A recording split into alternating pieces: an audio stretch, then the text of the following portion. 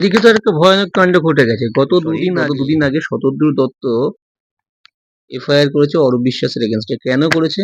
Ticket black করার অপরাধে।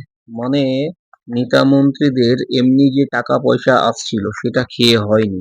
তারা টিকিটও ব্ল্যাক করতে গেছে, ফুটবল টিকিটে ব্ল্যাক। গরিব মানুষ যারা ফুটবল ফ্যান্স রয়েছে, কেউ ৫,০০০, কেউ ১০,০০০, কেউ ১৫,০০০, কেউ হয়তো সারা মাসের ১ মাসের পুরো স্যালারিটাই ওখানে দিয়ে টিকিট কেটে দেখতে গেছিল, সেই টাকা পর্যন্ত ব্ল্যাক হয়েছে, সেখানেও টিকিট ব্ল্যাক হয়েছে।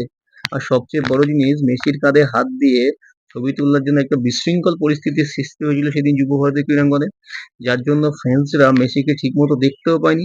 এর জন্য দায়ী কে? এই তৃণমূলের তথাকথিত নেতাগুলো, যাদের নামে এফআইআর হয়েছে। তাহলে যে ফ্যান্স গুলো দেখতে পেল না মেসি থেকে, মেসিকে দেখার থেকে বঞ্চিত থাকলো, তাদের টাকা তাদের ফেরত দেবে কে? সেটা নিয়ে কে প্রশ্ন করবে?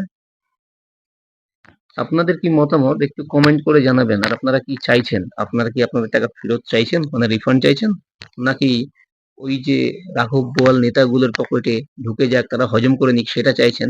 একটু কমেন্ট করে আপনারা জানাবেন।